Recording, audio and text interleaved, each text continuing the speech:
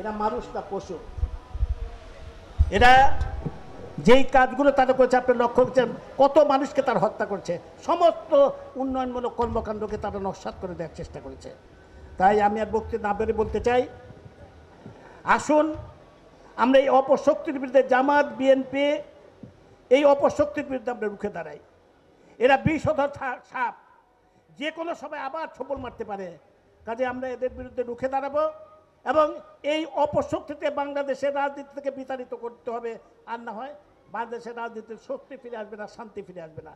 আমাদের এই বাংলাদেশ নিরাপদ করার জন্য এই অপশক্তিকে রাজনীতি থেকে বিদায় করতে হবে। এদেশের ছাত্র সমাজ সকল আন্দোলন সংগ্রামে অগ্রণী ভূমিকা রেখেছে।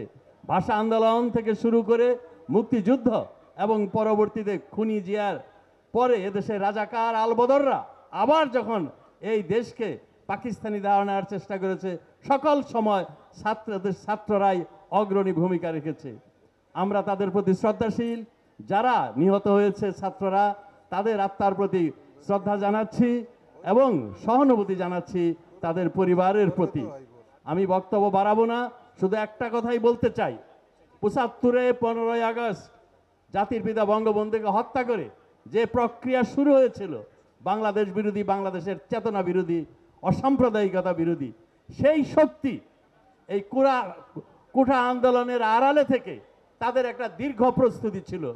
৭৫-এ যেমন সুপরিকল্পিতভাবে সুনির্দিষ্ট লক্ষ্য নিয়ে বঙ্গবন্ধুকে হত্যা করা হয়েছিল, এবারও তারা সুপরিকল্পিতভাবে অনেক প্রস্তুতি নিয়ে সারা দেশ থেকে জামাত, ছাত্র শিবিরের জঙ্গি, বিএনপির ক্যাডার, তাদের নিয়ে তারা সুযোগের অপেক্ষায় ছিল এবং এমনভাবে আঘাত করেছে যে ধ্বংসলীলা চালিয়েছে।